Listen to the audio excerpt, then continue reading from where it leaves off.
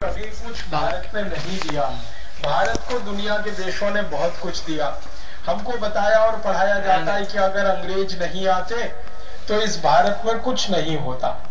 अंग्रेज नहीं आते तो शिक्षा नहीं होती, अंग्रेज नहीं आते तो विज्ञान नहीं आता, अंग्रेज नहीं आते तो तकनीकी नहीं आती, अंग्रेज नहीं आते तो रेल नहीं आती, अंग्रेज नहीं आते तो हवाई जहाज नहीं होता।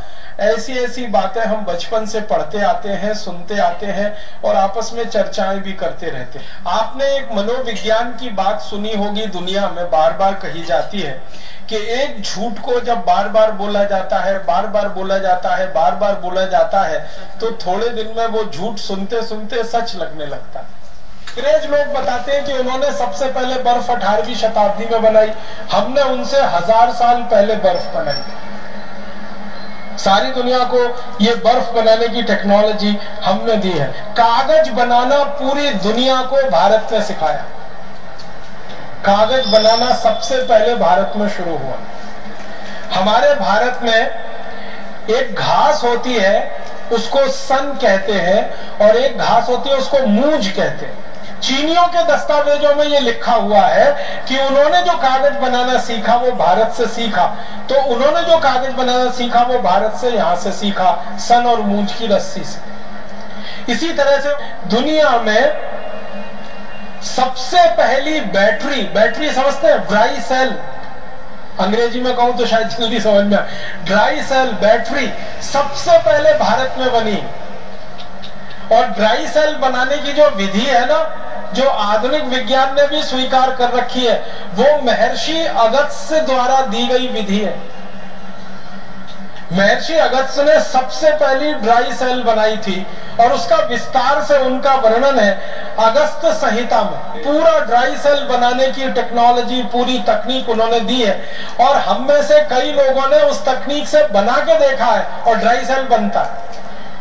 और हजारों वर्ष पहले की वो तकनीक है। ये जो सिंधु घाटी की सभ्यता का अगर आप इतिहास पढ़ेंगे तो आज से 3-3,500 साल पहले का इतिहास है। उसमें सिक्के बनाने का बहुत विस्तार से वर्णन है और सिक्के की ढलाई करने के लिए बहुत सारी फैक्ट्रियों की जानकारी। इसी तरह से जस्ता बनाना, जिंक, सारी दुनिया को भारत ने सिखाया जिंक बनाना।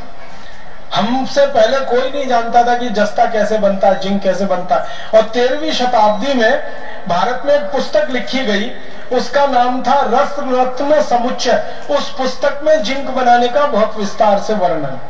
पारा बनाना सारी दुनिया को हमने सिखाया। मरकरी जो सबसे मुश्किल है, सबसे जटिल है, वो पारा बनाने का चरक संहिता में बहुत विस्तार से वर्णन है और रस रत्न समुच्चय में भी बहुत विस्तार से वर्णन है।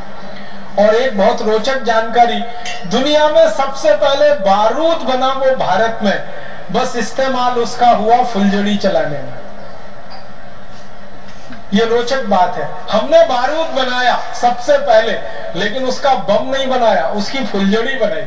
एक ही निवेदन करना चाहता हूं अंत में कि आप आज के इस व्याख्यान के बाद अपने मन में कभी भी हीनता मत आने दीजिए, लघुता मत आने दीजिए, कोई आत्मग्लानि मत आने दीजिए। अब गर्व से कहिए, गौरव से कहिए कि विमान का आविष्कार हमने किया, बर्फ का आविष्कार हमने किया, स्टील का आविष्कार हमने किया, खगोल शास्त्र का सारा ज्ञान दुनिया को हमने दिया, गणित में नंबर सिस्टम हमने दिया, वर्गमूल दिया, घनमूल दिया, वैदिक गणित के सूत्र दिए। इतना कुछ दुनिया को हमने दे दिया है कि दुनिया हमारा सैकड़ों बार आभार व्यक्त करे तो भी वो कम है, हजारों बार आभार व्यक्त करे तो भी वो कम। डिवाइड एंड रूल, बांटो और राज करो, फूट डालो और राज करो, सफल हो जाएगी। और हमारी सेना में भी बगावत नहीं होगी और हमारे सेना के लोगों को मांस भी मिलता रहेगा, कत्ल चलते रहेंगे। ये पत्र लिखा उसने लैंसडाउन को। लैंसडाउन ने पत्र पढ़ा, उसने फिर मीटिंग बुलाई, मीटिंग बुला के उसने आदेश दिया कि जितने सरकारी कत्ल खाने हैं उनमें मुसलमानों की भर्ती की जाए।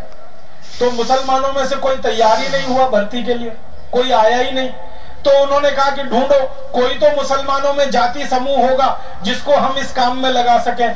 तो कुरैशी जाति समूह के मुसलमानों को प्रताड़ित करके, अत्याचार करके, मार पीट के अंग्रेजों ने गाय के कत्ल के काम में लगाया। और उनको इतना प्रताड़ित करते थे कि गाय काटो गाय काटो। फिर होता क्या था कि ये गाय काटते थे कुरैशी समाज के लोग अंग्रेजों के दबाव में आकर। फिर अंग्रेज इसको पूरे देश में प्रचारित करते थे हिंदुओं के बीच में कि देखो तुम्हारी गाय तो मुसलमान काट रहे हैं। तो 1870 से 1894 तक जो आंदोलन चला गोरक्षा का, जिसमें हिंदू मुसलमान दोनों साथ मिलकर गाय को बचाने के लिए लड़ रहे थे। आपको सुनकर ताज्जुब होगा, जींद की जो गोरक्षा समिति 1870 में बनी उसमें 11 हिंदू थे और 7 मुसलमान थे। 18 लोगों की समिति थी। हर जगह गोरक्षा की समिति में हिंदू मुसलमान साथ में मिलकर काम कर रहे थे। विक्टोरिया ने लैंसडाउन को आदेश देकर मुसलमानों से जबरदस्ती गाय कटवाकर कुरैशी समाज के लोगों को दबाव डालकर एक घृणित काम शुरू किया और सारे देश में यह लहर फैल गई। हिंदू और मुसलमान जो मिलकर गाय को बचा रहे थे। विक्टोरिया की इस पत्र के बाद की जो नीति बनी उसमें हिंदू और मुसलमान आपस में लड़ने लगे। मुसलमानों के बीच में प्रचार किया गया कि कुरैशी को बहिष्कार करो क्योंकि ये गाय काट रहे हैं। हिंदुओं में प्रचार किया कि कुरैशियों को मारो पीटो क्योंकि तुम्हारी गाय काट रहे हैं, और अंग्रेज पूरे सुरक्षित हो गए। 1894 से ये नीति बनी और 1897 में इस नीति ने पूरे देश में एक विस्फोट कर दिया। और पहली बार मुझे ये दुख है कहते हुए कि हिंदू मुसलमान का पहला दंगा 1897 में अंग्रेजों ने कराया। वो इस नीति के तहत कराया ताकि ये हिंदू मुसलमान अलग अलग हो जाए और इस देश की गाय कटती रहे और अंग्रेजों का शासन सुरक्षित रहे। लैंसडाउन वो खतरनाक अंग्रेज अधिकारी था जिसने हिंदू मुसलमानों को लड़वाया और हिंदुओं को मुसलमानों के खिलाफ, मुसलमानों को हिंदुओं के खिलाफ बरगलाया। ये लैंसडाउन ने कुछ टीम बना रखी थी। आपको सुन के लगेगा कि कितना घृणित आदमी था वो। उसकी टीम के लोग जाते थे और किसी मस्जिद के सामने रात को 2:30-3 बजे सुअर काट के डाल के चले जाते थे लैंसडाउन की टीम के लोग। और सवेरे हल्ला मचता था, देखो हिंदुओं ने सुअर काट के मस्जिद में डाल दिया। फिर लैंसडाउन के लोग जाते थे और किसी मंदिर के सामने गाय को काट के छोड़ के चले आते थे और लैंसडाउन के कर्मचारी प्रचार करते थे, देखो मुसलमानों ने गाय को काट दिया। इस तरीके से दंगा भड़का। 1897 में जो दंगा भड़का इस देश में, वो दंगा भड़कते भड़कते 1905 तक इतना खतरनाक हो गया कि अंग्रेजों ने हिंदू और मुसलमानों के आधार पर देश का विभाजन करने का तय कर लिया और बंगाल राज्य को पूर्वी बंगाल और पश्चिमी बंगाल में बांट दिया।